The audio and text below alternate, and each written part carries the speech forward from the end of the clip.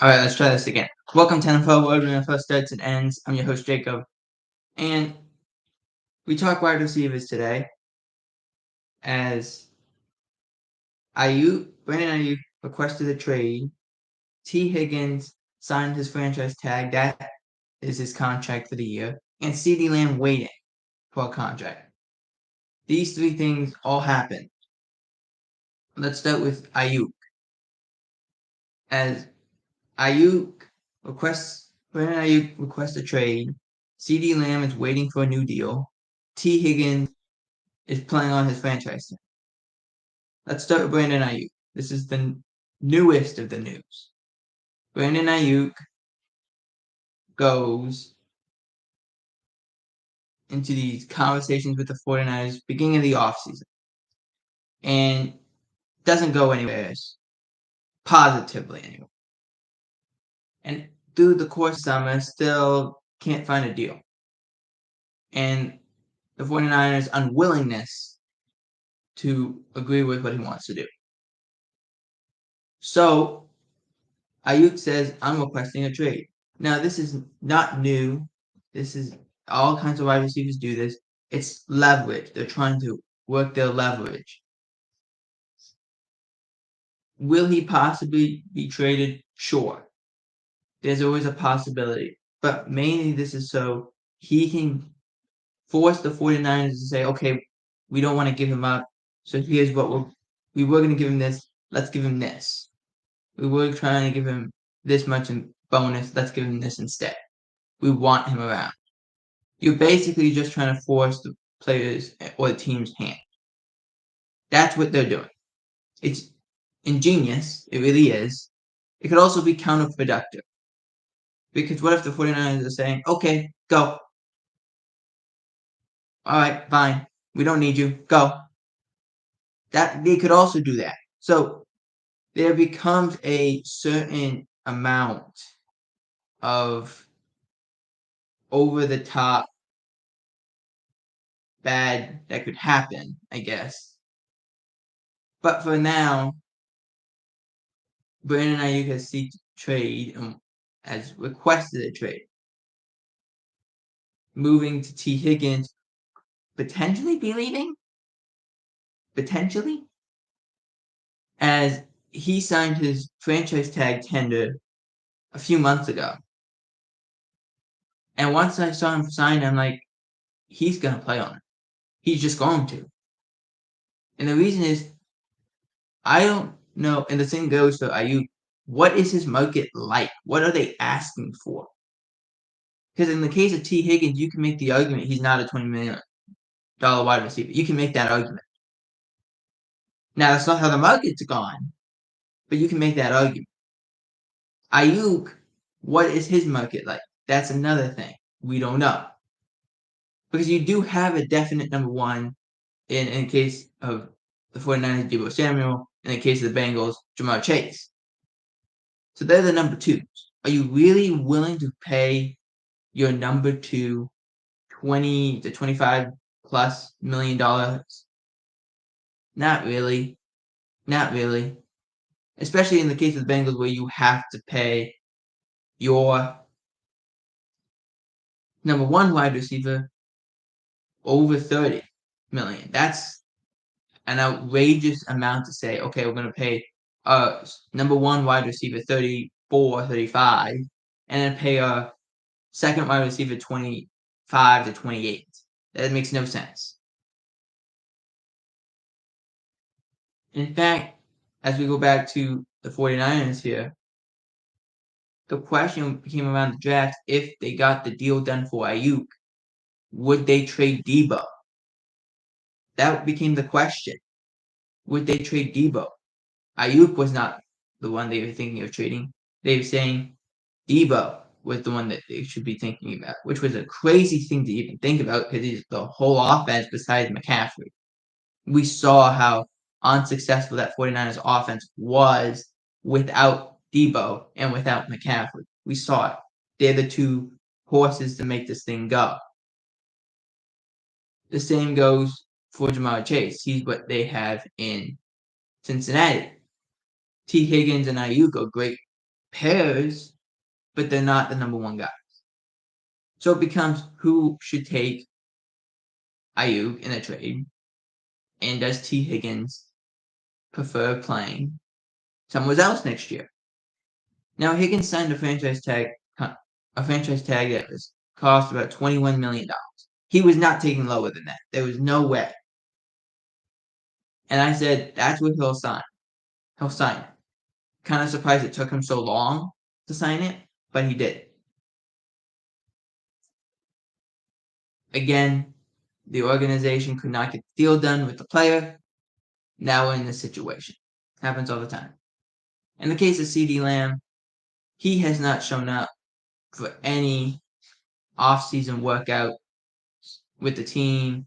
Has he worked out with Dak Prescott? Yes. Has he worked out with some other players, some other trainers, coaches? Probably.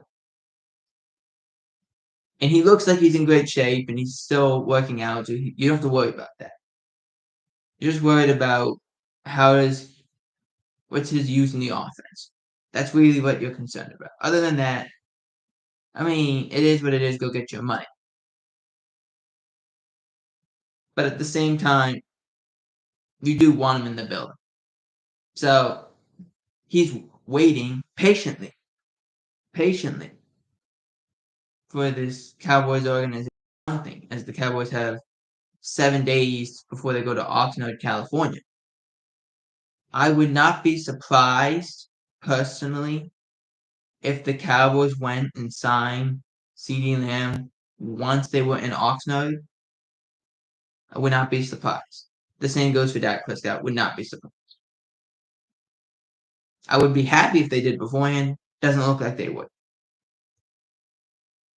All right, moving on to, let's go with this Skip Bayless news that came out on Monday night, but really came out on Tuesday morning. So Monday night, I'm scrolling through my Twitter feed. I'm going through all my accounts before I go to bed, and I see on one of the accounts that is usually a bot account, says Skip Bayless out at 1. I'm like, okay, but as much as I despise Skip Bayless and what he's done to the sports industry. There is a sense of a little bit of respect, but not much. This is a bot account, so it can't fully be true. Then yesterday, it comes out he's done, and he'll have a little bit of shows into the summer, and then that's it. So Skip Bayless out at FS1. The 72-year-old just doesn't have any appeal at all. Has nothing. Brings nothing. And I think people are tired of the charade. And I think this starts mainly because there's so many shows that are like his show. And it's not like, over here where you have as many views as you can get. Skip Bayless has a YouTube channel that is a podcast. It doesn't do 1,000, 2,000, 50,000 viewers. It does under 800 viewers. That tells you that he's not really either pushing every bit that he has into it, or he's just not appealing to the YouTube audience, which is also possible. Is he terrible? Like, oh my gosh, he like destroys certain kind of relics that you can't find anywhere else, that he doesn't feed the hungry? No, I'm not saying that. I'm saying when you got a guy like Skip Bayless, there's a lot of negativity goes because he's going to say controversial things to just get a headline. But it goes back to what I said just about 20 seconds ago, where I said there's so many shows like his show that it's not It's not different in any way. It's this person they put on television that has controversial takes, that has no idea, no change to what he does. He's not different. He's controversial. His takes are controversial, but he's not different. Everyone else has the same thing. Go through all the shows. Go through all of them. It's practically the same thing. They're not even the best show on FS1.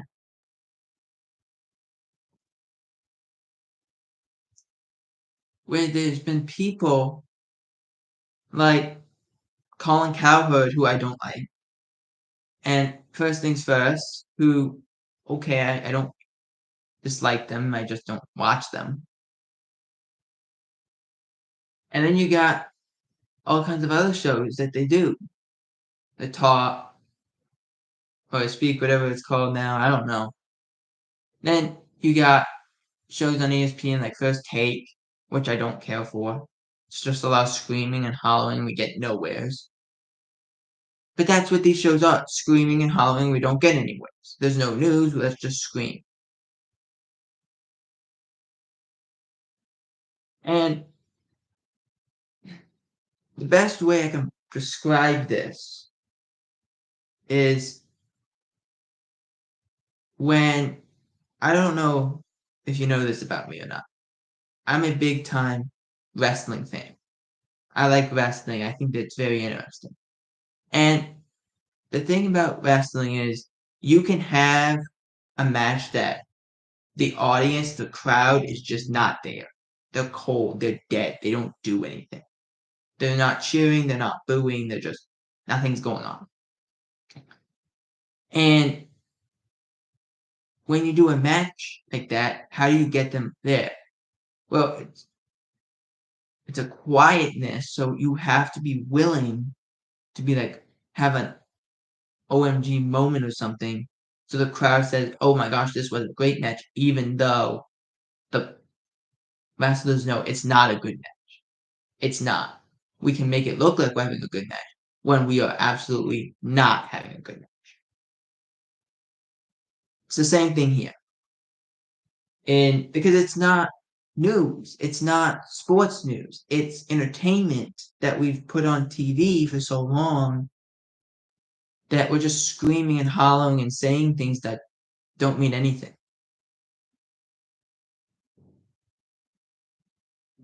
And Skip Bayless pioneered that.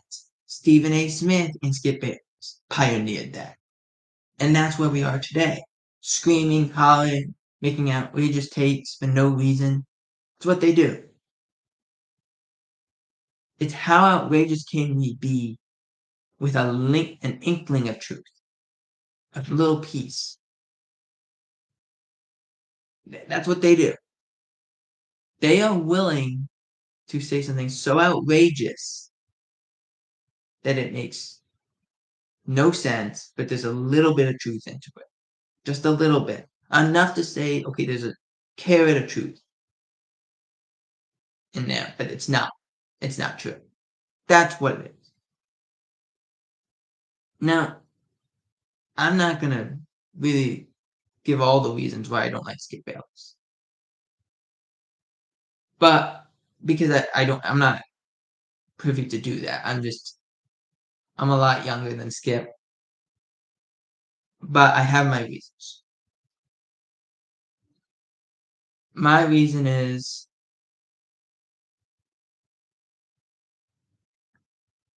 and you can go actually look at Mike Fisher's YouTube channel. He did a whole 5-minute video about Skip Bayless. And he gave the reasons about when Skip was an author and what he said about Tom Landry and Troy Aikman. I'm not going to go there. I'm going to go this direction. This is the most recent part of it. And the reason I don't like Skip Bayless. There's two scenarios. Let's start with when Mike McCarthy was hired by the Cowboys. Mike McCarthy was hired, and there became expectation because he was a Super Bowl champion. This was brought up. Was this a good hire? Was this a bad hire? It's brought up everywhere. Understandable. Skip Bayless said this was not a good hire. And he said the reason is he doesn't want a coach that is overweight. What? You don't want a coach that's overweight? But that shows he's not determined. What? When did overweight people have no determination? It makes no sense. But that's what he said on live television. He said that. And even the co-hosts were like checking him like, what? One of them even said, I had a high school coach who was a little overweight, but it didn't stop him from being determined in what we were doing. And he was like, it's my opinion. That's what Skip Bayless kept saying. It's my opinion.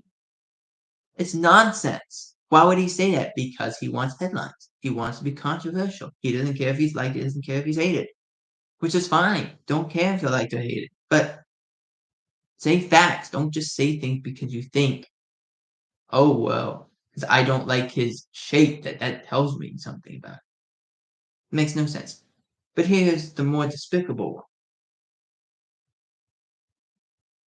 During 2020, Dak Prescott lost his brother, who had passed away, who had killed himself. And Dak was saying how he was struggling with that. He was depressed. And plus, because of COVID, there was no ways to get out of the house. So that's all he could think about. He was depressed. And when he told that to the media that his brother killed himself, he was like getting a lot of sympathy from a lot of players, a lot of other people. Not Skip Bayless. Skip Bayless said, no, he's weak. He's weak. Because he shouldn't be depressed. He's not mentally strong. To the point, he's saying this, and everyone is like, what? What is wrong with him? To the point that FS1 had to put a thing after the segment saying, Fox Sports 1 does not agree with Skip Bayless about this tape. We hope Dak is getting the support he needs, da-da-da-da-da. He didn't even apologize to that. But that's what he did. What really broke the show up, his FS1 show, Undisputed, with Skip and Shannon, when he started talking about DeMar Hamlin, about saying how they're going to postpone the game, and understandably, but why? Why can't they just move him over and continue playing? Because he was dead on the field for 9 minutes. That's the reason. So it just became very distasteful. He became distasteful. Controversy, sure, it creates cash, I get it, but it's nonsense. And he was nonsense. It's the reason he's in the situation he is in today. We don't care what Skip Bayless. When you can get your information here instead of on a show like that, which makes no sense, it's controversial, and has no inkling of truth to it, or just screaming and hollering, when you can get your information here for free and get truth from the source. Now, the number 1 overall pick in the 2024 NFL Draft has signed. I want to get the numbers here personally. Let me see if we can get the numbers. Let's see. It's right here. Yeah, there we go. Caleb Williams signs a 4-year deal, $39 million, fully guaranteed contract, and will report to camp. It took a while. Definitely did. Caleb Williams gave reason of why it took so long. He said because he does not have an agent with the NFLPA, so they have to negotiate with him, the Bears do. that becomes a whole different thing. Not every player has no agent. I believe the same thing goes for JJ McCarthy, which is the reason he's not signed. Now, the rules say you don't have to be signed. You have a year. You have 1 year. So you can go to the next year, and I think it's either before the draft or before the draft picks of next year sign. I don't remember the exact rule. But this happened with Joey Bosa. So don't be worried about it. He's going to play whether he's signed or not. It's just the way it works. It does not mean he's playing for free. But Caleb Williams is signed 4 years, $39 million, fully guaranteed. Which I believe the actual end point is 42, so he got as close as he could to it. All right. So before we go, actually, hang on. There's 2 things. We got 2 things here.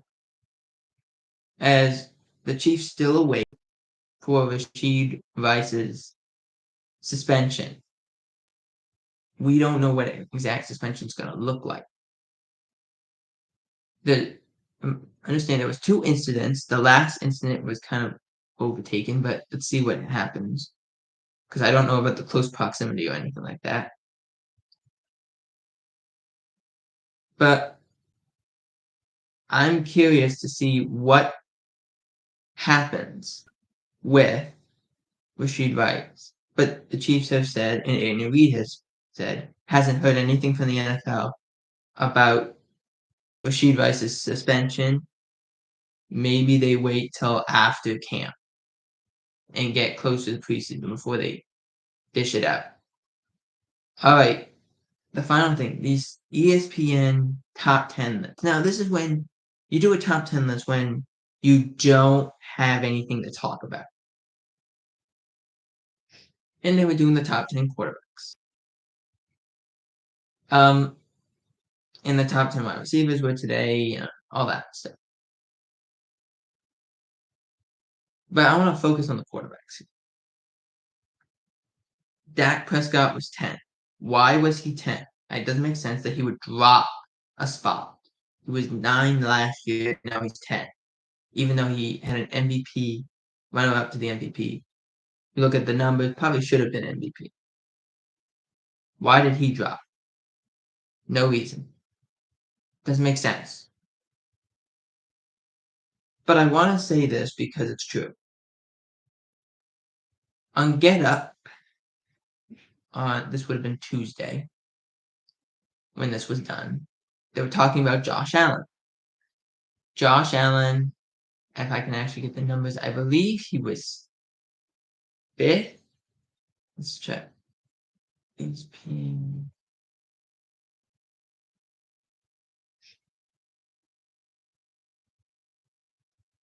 There we go. So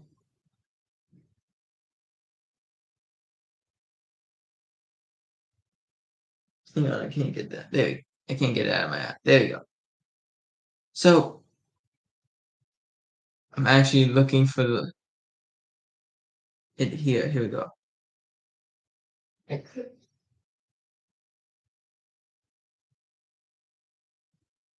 Hang on, I'm reading it.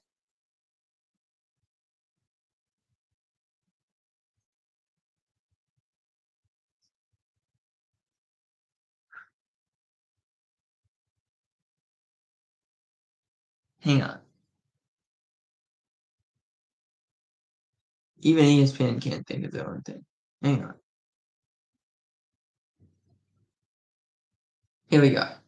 So here's the list of the top 10 quarterbacks. Patrick Mahomes is 1. That's obvious. Number 2 is Joe Burrow. Okay, I'm not mad at it. Just didn't play the whole game. That's all I'm saying. Josh Allen was 3. Lamar Jackson was 4. Then it gets a little interesting. Matthew Stafford's 5. Justin Herbert 6. CJ Stroud 7. Aaron Rodgers 8. Jared Goff 9. Dak Prescott 10. Let's go in this in order, okay? Mahomes No problem. He won the Super Bowl 2 years in a row. Has been awesome since he's entered the league. No problem there. Joe Burrow, my only issue would have been he didn't play the whole year. Other than that, fine. We're going to skip over Josh Allen for the moment. Lamar Jackson won the MVP. Why is he at 4? Just a thought. And this is where it gets really disturbing, I think, is more the word I would want to use. Matthew Stafford's 5 and Justin Herbert 6. I understand Matthew Stafford won a Super Bowl. I understand that. And I understand ESPN's been high on Matthew Stafford for years now. Why does he get 5? Why is he 5? If there's anyone that should be 5 on this list, I can name you 2 guys. CJ Stroud and Dak Prescott. I can name you them. Because CJ Stroud had a great season for a rookie quarterback. He looked completely comfortable. It was never anything big to him. The moments were not big to him. He was perfectly fine. Which for Ohio State quarterbacks, that is not a normal thing. And Dak Prescott was the runner-up in MVP and had his best statistical year. Led the league in touchdowns, completion percentage, yards. He was all in the top 5s of all those categories. Sometimes even top 2s of those categories. Why is he not 5? It continues on. Stroud is at 7. Low, in my opinion. Aaron Rodgers is at 8.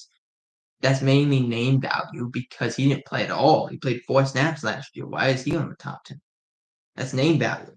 Jared Goff at 9. I would say Jared Goff would be on the top 10. I just don't think he is top of Dak Prescott. I just don't think he is. When you can't put Jared Goff above him just because of the year, just because you like him more, it doesn't work that way. But we go back to Josh Allen here. And Josh Allen, what they used for the metric for Josh Allen was accurate. Turns the ball over too much, puts his team in terrible positions, sometimes focuses on only one target, doesn't think about the other guys that are on the play. Tries to fit the ball in dangerous windows when there's other options out there, which kind of piggybacks on focusing only on one guy and not the others. Those are accurate. Those are accurate. Josh Allen leads the league in turnovers since, I believe it's 2018, since he got in the league. He led the league in turnovers. No one talks about it. Not ESPN, not anybody. They don't talk about it. We talked about it when it was Dak Prescott. We didn't talk about it when it was Josh Allen. Figures. Focuses too much on one wide receiver. That's true. Tries to fit the ball in terrible in windows that he shouldn't. Again, too much on the wide receiver, on the one guy. And finally puts his team in terrible positions. That's accurate. Why am I saying that's all accurate? Because it is. What did Dan Orlovsky do? That's joke. This executive didn't know what he was talking about. When really, you look at the eye test, that is exactly what he does. I don't have to tell you this. If you just remember the first game between the Bills and the Jets on Monday night when Rodgers tears his Achilles. He tears his Achilles. The Bills defense should have won. If there was a game MVP, the Bills defense should have won it. They were amazing. That Jets offense couldn't do anything. Now, granted, we didn't know how bad the Jets offense was at the time. We thought it at least would be decent without Aaron Rodgers. With Aaron Rodgers, it would be amazing. It wasn't. It was awful. But we didn't know that at the time. That Bills defense should have won the game MVP. They should have. They were that good. It was Josh Allen that turned the ball over 3 times. Jordan White had just stood there. It's like, oh my gosh, I'm going to get another one. Jordan White had only had to have 3 interceptions the whole year to get a bonus. He had that in the first game.